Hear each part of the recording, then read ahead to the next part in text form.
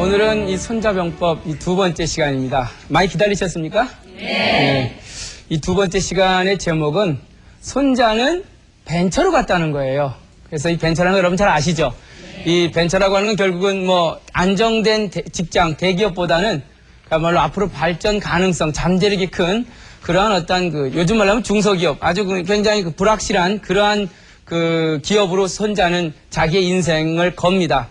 구체적인 내용이 어떤 내용이냐면은 일단 이 얘기를 하기 전에 이 손자에 대해서 정확하게 좀 개인적인 면을 좀 우리가 같이 한번 살펴볼 필요가 있다는 생각이 들어요.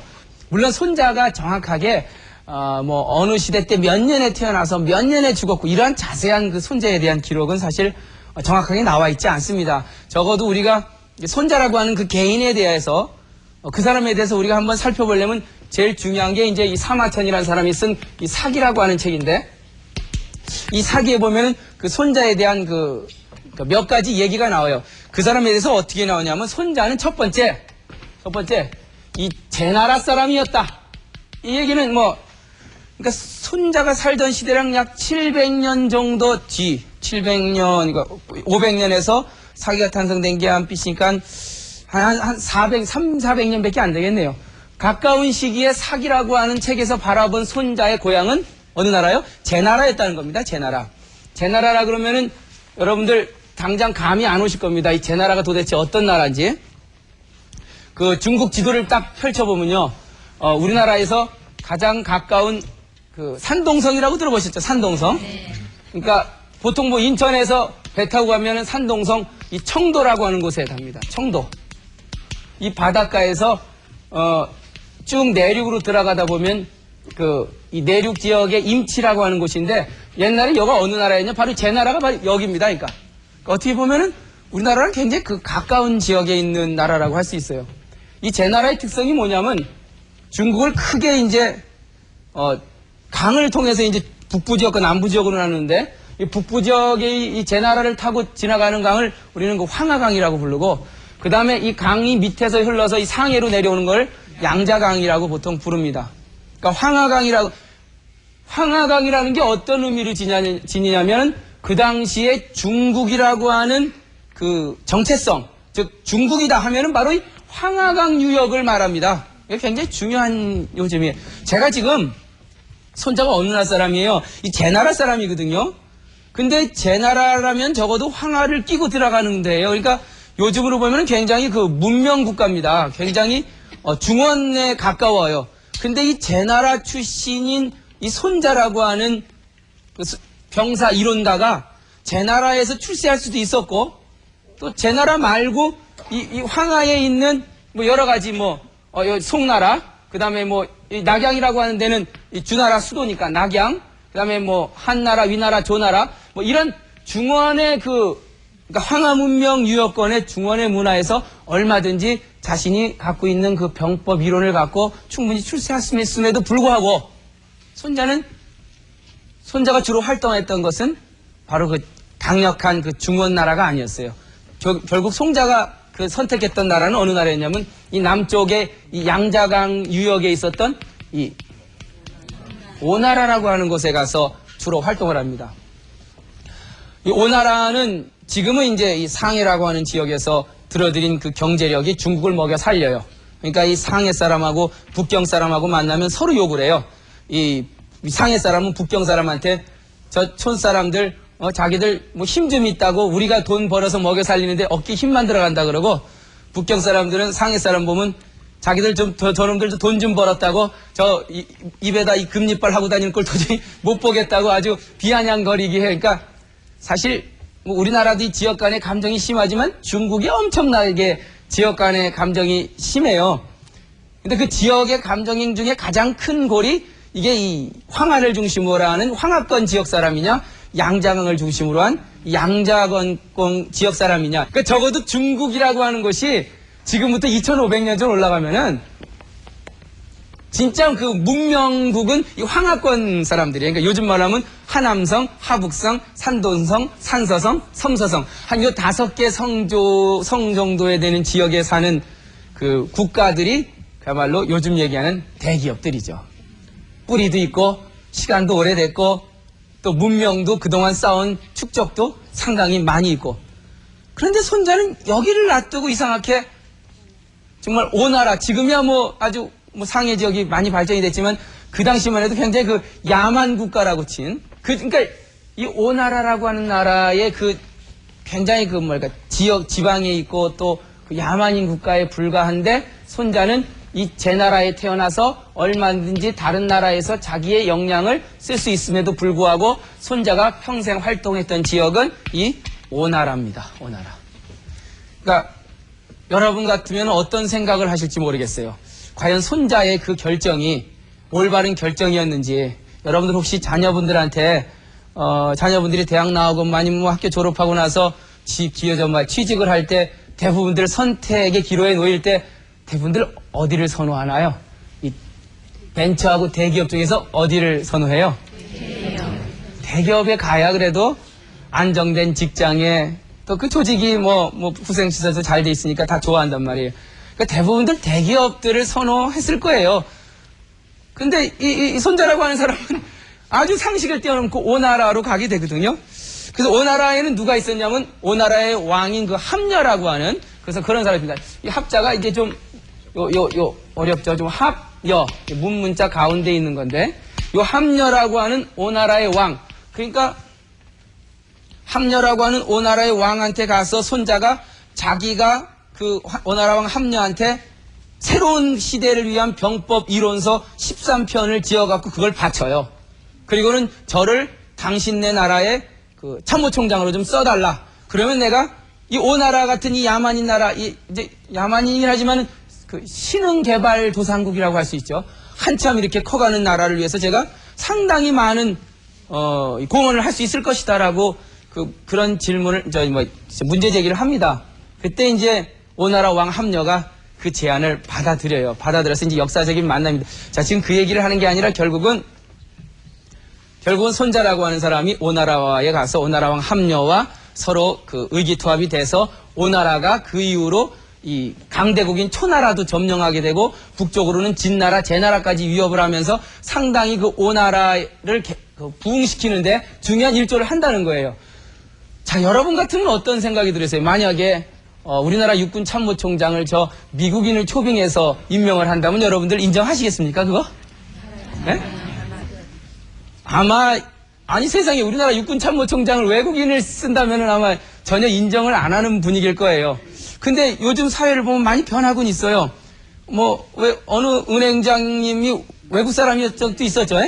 그리고 요즘 기업에서 특히 그 임원들, 이사들 뽑을 때 외국인들 많이 초빙을 합니다. 그러니까 상당히 그러니까 자기 지역이 아닌 배타적이지 않은 다른 지역의 사람들을 자기 지역의 어떠한 그 최고 경영자로 맞이한다는 건 그만큼 사회가 열린 사회라는 거예요. 닫혀진 사회에서는 그게 꿈도 못 꿔요. 우리끼리 해 먹어야지.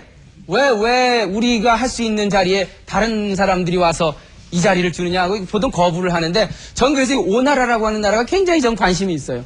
도대체 그 나라 귀족들은 일반 사람들이야 그거에 대해서 문제를 제기 못하겠지만 그 나라에도 뭔가 높은 귀족들이 있을 거 아니에요.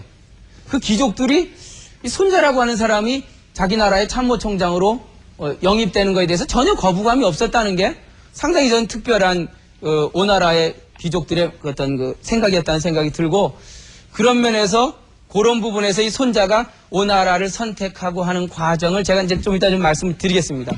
근데 그 손자병법이란 책에 대해서 이제 역사적으로 많은 학자들이 의구심을 갖고 있어요. 손자병법은 없다. 그거 다 위서다. 위서란 말 알죠? 거짓 있자. 그거 다 조작된 책이다. 그리고 이 손자병법이란 책을 이렇게 보면은 이거는 분명히 후대에 어떤 사람들이 그냥 이렇게 몰래 써놓은 거지, 진짜 지금부터 2500년 전 제나라라고 하는 나라에 손자란 사람이 손무란 사람이 태어나서 그 사람이 오나라에 가갖고 그곳에 새로운 그 참모총장이 부임돼서 이런 사실 자체가 다 날조다라고 주장하는 그러한 그 학자들이 굉장히 많이 있었어요. 여러 가지 이유로. 근데 그러한 그 손자병법에 대한 위작설이 한순간에 깨지는 사건이 발생합니다. 그때가 언제냐면 1972년도예요. 이 1972년도에 이 산동성, 그러니까 손자가 태어났던 제나라 지역이죠. 그 산동성에 임기현이라고 있어요. 요 임기현이라고 하는 지역에서 거기에 이제 어느 한나라 때 왕의 무덤에서 뭐가 발견이 됐냐면은 손자병법이 발견이 됐어요. 이때가 어느 정도 시냐면 그러니까 한나라 때 초기니까 BC 한 150년에서 180년경. 그러니까 결국은 1972년에 이 산동성 임기현에서 발견된 한나라 죽간본의 손자병법을 딱 보니까 그동안에 우리가 의심해왔던 손자병법 위적이라는 말이 싹 들어간 거예요. 다시 한번 결론을 내리면 손자병법은 여러 고고학적 발굴의 모습이라든지 그 내용을 보더라도 춘추 말기에 제나라 출신 손자라고 하는 사람이 적어도 오나라라고 하는 변방국가에 가서 자기의 병법 이론을 오나라 왕을 설득을 하면서 그 속에서 바친 연구 보고서라고 하는 것이 거의 일반적인 그 논설입니다. 그리고 이제 그 손자의 고향에 관한 얘기인데, 이제 손자가 과연 그러면 제나라 어디서 태어났냐? 요즘도 우리나라에 왜 춘향이 태어난 곳이 어디죠? 근데 남원에선 또 남원이라 그러고 또 딴 지역에선 또 춘향이는 우리 지역이라 그래요. 홍길동도 왜 지역마다 우리가 홍길동이다 아니면 저기, 그러니까 우리나라도 이게 왜 그래요? 그러니까 결국은 그게 다 돈이에요. 좋은 훌륭한 역사적으로 잘 알려진 문화 상품을, 그러니까 역사적으로 잘 알려진 사람을 문화적으로 자기네 고장이라고 이용함으로써 문화 상품을 만들어 갖고 관광객들을 끌어들이기 위해서 하여튼 이 홍길동이 우리다 아니면 너희다 이렇게 막 지금 싸우고 있단 말이에요. 지방자치가 되면서부터. 그렇죠? 근데 적어도 이 손자의 고향도 지금 아주 중국에서 난리가 났어요. 정확하게 산동성 그러면 어느 지역이냐? 그게 정확하지 않으니까 우리 왜 전라남도 가면 나간이라고 써요. 나간. 즐거울 낙자 편안한 자. 중국에도 나간이라는 지명이 있는데 그 나간현 사람들은 우리 나간 사람이라고 주장을 하고 또 옛날 제나라의 수도였던 임치현 사람들은 임치가 그러니까 이 임치에서는 또 손자가 우리 고장 출신이라고 하고 그러니까 중국도 결국은 뭐예요? 손자 끌어들이기 작전을 요즘 아주 그냥 막 홍보전을 벌이고 있습니다. 그래서 서로 손자 동상을 세우고 손자 유적지를 세워요. 그런데 이 손자가 정확히 태어난 곳이 어디냐라고 물어보면은 그건 정확하게 얘기하기가 좀 힘든 얘기입니다. 그래서 지금까지 얘기를 좀 정리를 해보면은, 우리가 지금 공부하려고 하는 그 손자병법 총 13편의 이 얘기는 결국은 요 춘추시대에서 전국시대로 넘어가는 춘추 말기의 작품으로서 제나라라고 하는 중원의 아주 문명국가 출신인 29살의 엘리트 군사철학자인 이 손자라고 하는 사람이 얼마든지 중원의 대기업, 즉 대국으로 갈 수 있음에도 불구하고 그걸 포기하고 저 상해 지역, 지금의 상해 지역, 옛날에 그 오나라 변방 지역으로 가서 그 나라에서 외국인으로서 그걸 이제 객경이라 그러는데 이 손님 객자에 재상경자 객경이라 그러는데 객경이라고 하는 건 요즘 말은 외국인 경영자입니다. 예. 그러니까 외국인으로서 오나라에 가서 자기 인생을 겁니다. 그리고는 약 7년여에 걸쳐서 오나라 왕 합녀와 그리고 또 마침 그 나라에는 오자서라는 인물이 있어요. 오자서. 네, 오자서하고 오나라 왕 합녀하고 손자하고 셋이 의기투합이 돼서 오나라를 아주 굉장한 이 강대국으로 키워내요. 그래서 끝내는 초나라라고 하는 강대국도 물리치는 그런 위협을 이룹니다. 지금 우리가 여기서 얘기하지 또 하나 좀 더 얘기해야 될 게, 그러면 손자가 왜 남쪽으로 가냐 이거죠. 그러니까 손자가 오나라로 간 이유는 첫 번째는 뭐냐면 적어도 손자가 이 황하강 유역의 나라들, 그 나라라고 하는 요즘 말하면 대기업에 가면은 결국은 자기의 모든 기량을 발휘하기가 굉장히 힘든 거예요. 가면은 명분도 있고 그 명분 속에서 층층시야 이렇게 해서는 안 된다 이렇게 여러 가지 제재가 있을 거 아니에요. 그러니까 거기 가봤자 충분히 나의 모든 능력을 발휘할 수 있는 여건이 안 된다고 하는 그런 생각이 제일 먼저 앞섰을 겁니다. 그리고 두 번째는 결국은 뭐냐면 이 오나라라고 하는 나라의 굉장한 개방성이에요.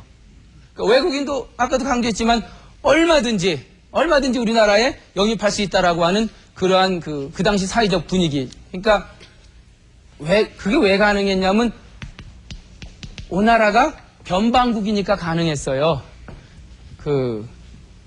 좀 오래된 회사였으면은 그런 게 불가능했을 텐데 이게 발달된 지 얼마 안 돼 갖고 아직 문화라든지 이런 것이 또 인재라든지 어떤 능력 있는 사람을 모으는 것이 부족했기 때문에 훨씬 더 오나라라고 하는 지역이기 때문에 이 손자라는 사람이 오나라에 갈 수 있는 그러한 여건이 조성이 된 거죠. 자, 제가 한번 여러분들 질문 한번 해볼게요. 다시 한번 질문할게요. 여러분들은 손자가 선택한 그 오나라행, 즉 대국보다는 신흥 변방국인 오나라행에 대해서 여러분들은 어떻게 생각하십니까? 예? 여러분들이 지금 아까 처음에 제가 질문 드렸을 때 여러분들은 대부분 대기업을 선택하신다 그랬는데 제가 다시 한번 질문 드릴게요. 여러분들 자녀분들 커서 취직할 때 되면 대기업으로 가라 그랬습니까? 벤처로 가라 그랬습니까? 뭐 금방 바뀌었어요? 이렇게 단순하게 얘기할 건 아니고요. 왜 제가 이런 말씀을 드리냐면은, 결국 이제 손자병법이라는 책이, 우리가 지금 다시 논의를 하고 있지만은, 이 시대에 제가 새로운 메시지를 전달을 충분히 해줄 거라는 생각이 들어요. 그래서 손자 개인이 그 당시에, 선택했던 그 결정이 결국은 이 시대에도 얼마든지 중요한 어떤 판단 근거로서, 유용하게 쓰일 수 있다는 측면에서 제가 이런 말씀을 드린 겁니다. 오나라로 간 이 손자는 오나라 왕 함녀를 만났어요. 만났는데 그 만나는 장면이 아주 사기에, 그러니까 사마천이 쓴 사기라고 하는 역사책이 아주 자세하게 쓰여져 있습니다. 어떻게 정도 쓰여져 있냐면은, 이제 사마천 사기에 이제 손자 오자 이제 열전이라 그래갖고 그 전기가 이렇게 쭉 써 있는데, 이제 오나라 왕이 이제 손자가 온다는 소식을 듣고 중간에 누가 다리를 놓냐면 오자서라고 하는 사람, 오자서라고 하는 이 사람도 역시 초나라 사람이에요. 초나라 사람인데 이 사람도 역시 오나라로 왔고, 또 손자라고 하는 사람은 제나라 사람인데 역시 오나라로 왔어요. 그러니까 그만큼 오나라가 이제 개방적이었다는 거죠. 와갖고 초나라의 오자서가 이 손자라고 하는 사람을 이 오나라 왕 함녀한테 천거를 합니다. 천거하면서 이제 첫 번째 인터뷰가 시작이 돼요. 그 인터뷰 장면이 그 사기에 자세하게 나와 있다는 거예요. 이제 이 정도 되겠나? 이렇게? 이런 데서 오나라 왕 함녀가 딱 앉아있고, 이제 손자라고 하는 이 제나라 29살의 청년 군사 이런 거가 와서 딱 무릎을 꿇고 있었겠죠.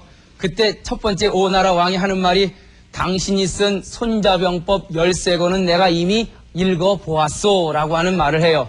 그 말 뜻으로 보아 분명히 손자병법을 미리 오나라 왕 함녀는 읽어봤다는 거죠. 그러니까 미리 정책 보고서 올렸겠죠. 그러니 그대가 그렇게 귀신같이 군대를 운용하고 군대를 갖다가 정말 조직을 잘한다 그러니 한번 나에게 그 군대를 당신이 운영하는 방법을 한번 시험해 줄 수 있어, 이렇게 이제 얘기를 해요. 그때 이 손자란 사람이 이제 그럼 어떻게 보여드려야겠냐 이거죠. 제가 여러분한테 어떻게, 그러니까 일단 그 오나라 왕 뒤에는 이렇게 이제 이 정도 인원 좀 되겠네요. 그 궁녀들이 이제 같이 나와 있었어요. 그러니까 생각을 해보세요. 이제 오나라 왕이 있는 그 궁전에 그 외국에서 이제 어떤 젊은이가 그야말로 중요한 CEO로 영입할 만한 젊은이가 온다는 소식이 들었고, 또 문무백관 대신들은 쫙 서 있을 거고, 그리고 이제 오나라 왕 그 함녀는 궁녀들을 굉장히 좋아했다 그래요. 그래서 그 궁녀들이 이제 뒤에서 쫙 서 있을 거고, 그런 장면에서 이제 손자가 이렇게 둘러보니까 예쁜 궁녀들밖에 없거든요. 지금 여러분처럼 이렇게 예쁜 궁녀들이 쫙 있는 걸 보고, 여기 있는 궁녀들을 저한테 180명만 빌려달라 이거예요.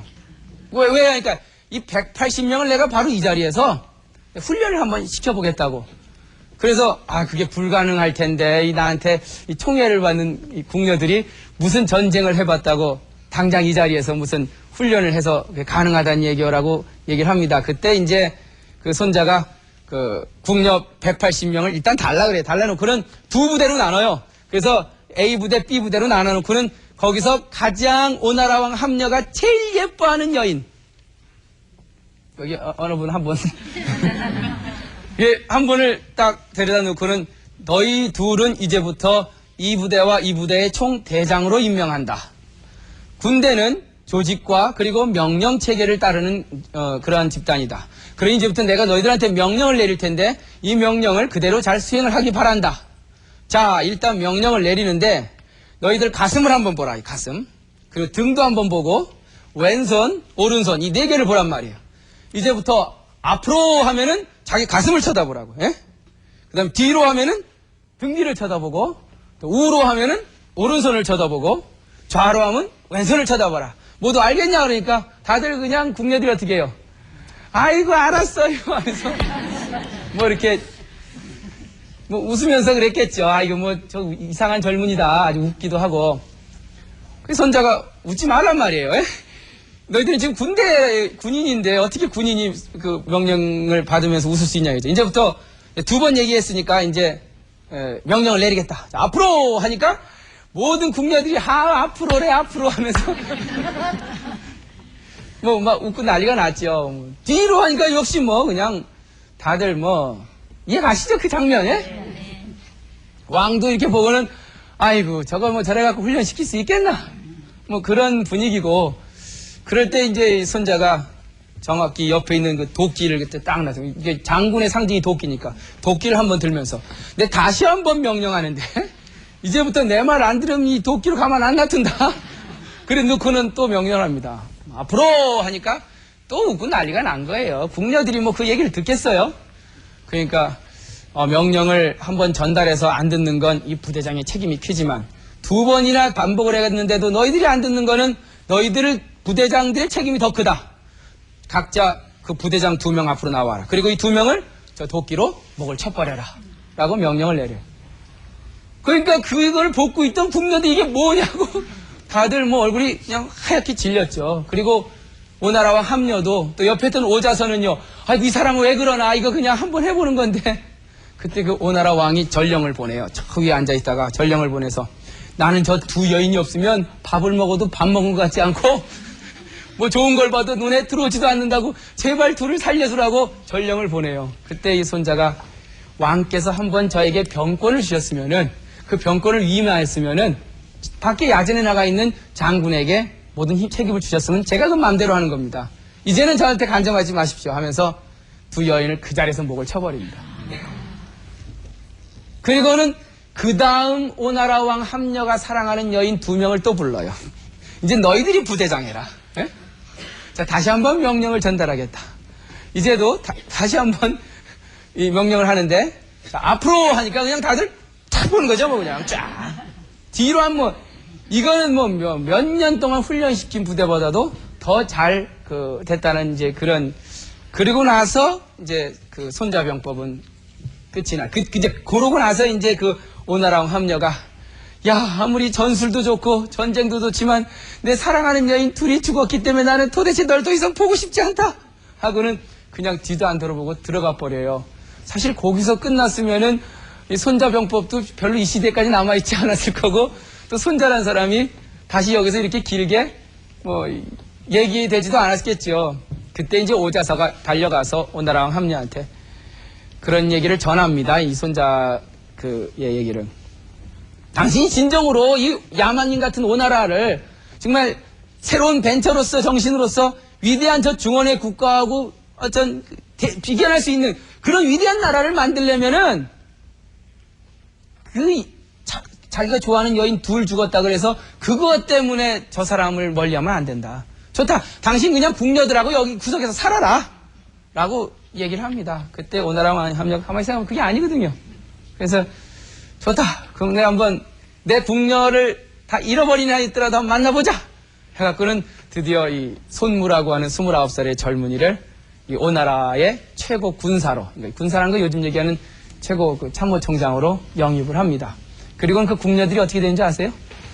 모두 무기 만드는 공장으로 보내버려요. 그리고는 궁녀들이 치마 메고 다 무기 만드는 그 보조원으로 다.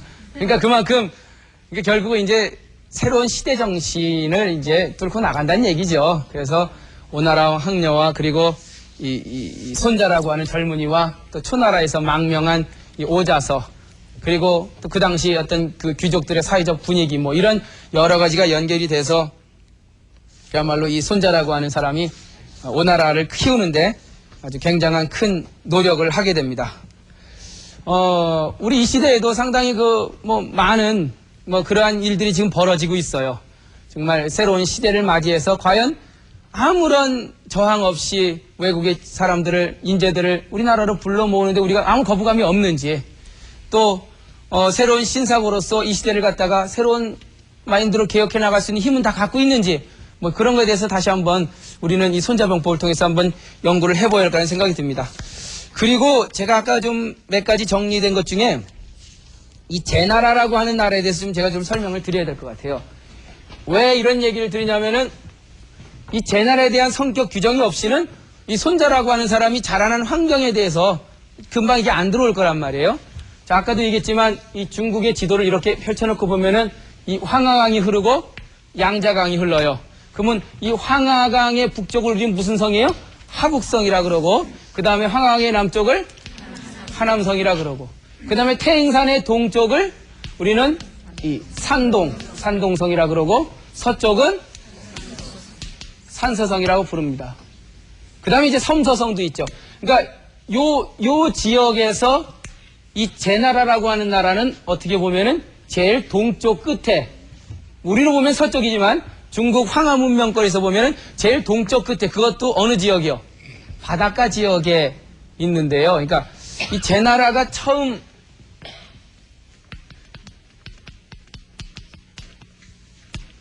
제나라를 누구한테 제일 먼저 땅을 줬냐면, 여러분 잘 아는 왜 이 강태공이라는 분 들어보셨습니까?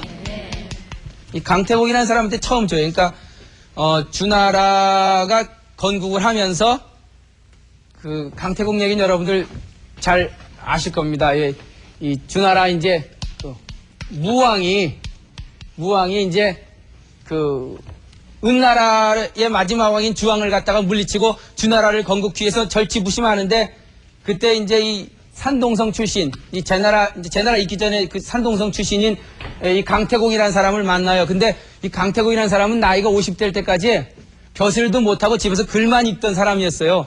근데 부인이 하도 저 남편은 도대체 매일 집에서 글만 읽고 밖에 나가서 돈 벌어올 생각 안 한다고 부인하고 부인에게 채예요. 그러니까 요즘 말로 하면은. 그래서 이혼을 당합니다. 그때 이 강태공이라는 사람이 조금만 기다리면 좋은 일이 있을 텐데라는 생각이 들어요. 그리고는 이제 위수라고 하는 이제 유명한 위수라고 하는 강가로 나가서 거기서 이제 매일같이 낚시질을 하는데, 그 낚시 바늘이 고부라진 낚시 바늘이 긴 낚시 바늘이 없이 했던 모양이에요. 그러다가 이제 요 무왕이 그 길을 지납니다. 지나다 보니까 웬 사람이 낚시를 하고 있는데 가만히 보니까 낚시를 하려는데 고기를 잡으려는 게 아니에요. 그러니까 그냥 뒷낚시를 하고 있는 거예요. 그래서 당신 여기서 뭐 하고 있냐 하니까, 왜 낚시를 하는데 고기 잡을 생각 안 하냐니까 이 강태공이 하는 말이 뭐라 그래요? 나는 고기를 잡으려는 게 아니라 뭘 잡는데요? 새우를 낳고 있다 이거예요. 나를 만나려고 여기서 기다리고 있었냐고. 그래서 이 주나라 건국의 주역인 무왕과 이 강태공이 만나서 주나라를 세웁니다. 그리고 나서 강태공이 그 대가로 어디로 가냐면 이 제나라로 가요. 제나라로 가는데 이제 뭐 길을 부임하다 보니까 그 밑에 수없이 많은 사람이 나왔겠죠. 새로운 왕이 온다니까. 근데 뭐 수없이 많은 사람 안에 누가 껴 있었어요? 옛날 강태공을 차버린 그 부인이, 뭐 그 얘기는 다 아실 거예요. 그래서, 가만히 보니까 옛날 자기 남편이거든요. 매일 공부만 하던. 여보, 나 모르겠어. 하니까, 병사한테 물 좀 갖고 오라 그러면서 물을 확 엎어버리죠. 이 물을 다시 뒤집어 담을 수 있으면 내가 너랑 다시 결혼할 테니까.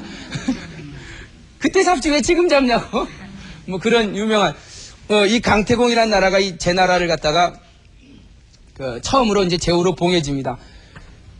근데 이 제나라라고 하는 나라는 이 중원 문화 중에서도 제일 동쪽에 떨어져 있는 나라예요. 물론 중원 문화권이었지만.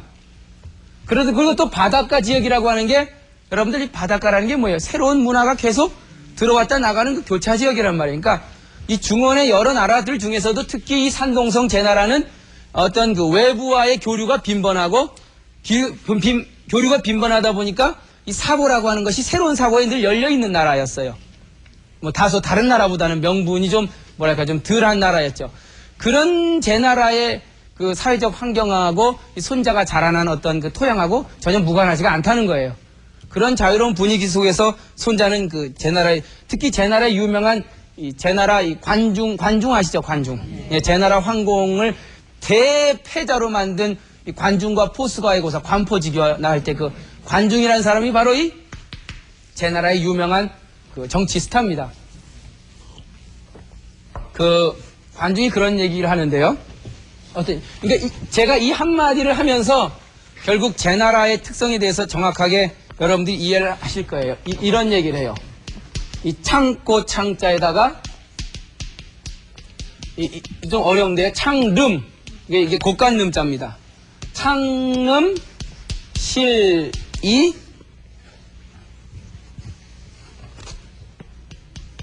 지 예절이다. 자, 창름실이 지 예절이다. 이런 유명한 그 관중의 말이 있습니다. 해석이 됩니까? 예?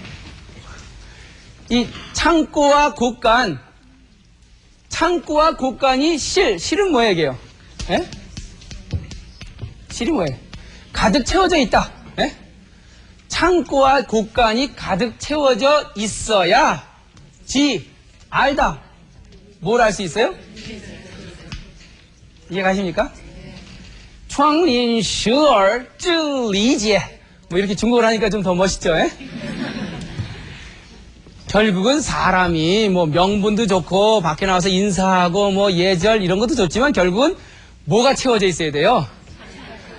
배가 채워져 있어야 그 다음부터 예절도 나오는 거예요. 이거 굉장히 현실주의적이고 굉장히 뭐랄까 이 합리주의적인 얘기예요. 그래서 이러한 그 관중의 이러한 그 현실주의 정책들, 그 뒤를 이은 또 이 안영 뭐 이런 사람들의 어떠한 이 지도 통치, 그러니까 제 나라라고 한 나라가 강태공으로부터 시작돼서 그 뒤에 뭐 전시정권으로 바뀌고 했지만 결국은 제 나라라고 하는 것이 황하권 유역에 있는 나라 중에서도 가장 명분에 떨어져 있었고 실리주의와 합리주의와 또 새로운 어떤 그 사상을 받아들일 수 있는 그런 여건을 지닌 나라였다는 거예요. 그런 풍토에서 자란 이 대대로 이 장군 집안의 후손인 손자라고 하는 사람이 다시 한번 강조하지만 황하 유역에 있는 뭐 큰 나라들을 선택하지 않고 저 상해 지역 지금의 그러니까 양자강 남부에 있는 오나라라고 하는 아주 신흥개발도상국에 가서 자기의 능력을 유감없이 발휘해서 그야말로 뭔가 자기의 능력을 다 발휘할 수 있는 그런 조건을 만들어야 돼. 결국은 이 손자의 벤처 행위야말로 우리에게 이 시대에 많은 어떠한 메시지를 전달해 줄 수 있을 거라는 생각이 들어요. 그래서 오늘 이 강에서는 처음에 제가 얘기를 했지만은 이 손자병법의 지은이라고 하는 이 손자라는 사람이 쓴 손자병법이란 책이 춘추 말기와 전국 시기를 거치는 그 어떤 중요한 시기에 새로운 시대 환경 속에서 새로운 시대의 환경에 맞는 그러한 신사고로 무장된 이 병법책이라는 거죠. 그래서 그러한 책을 갖고 손자는 이런 오나라라고 하는 벤처 국가에 가서 드디어 성공을 합니다. 아셨죠? 네. 네, 그래서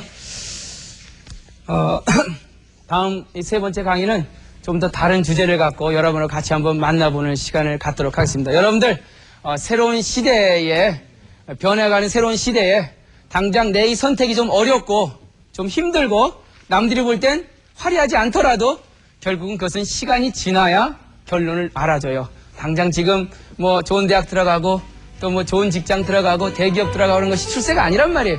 결국은 인생은 뭐예요? 다 끝나봐야 손자가 만약에 중원에 여러 명분 있는 나라에 갔다면 지금 이 시대에 우리가 여기서 손자병법에서 얘기할 그런 기회도 없었을 거라는 생각이 들어요. 자, 오늘 모두 강의 마치도록 하겠습니다. 여러분 감사합니다.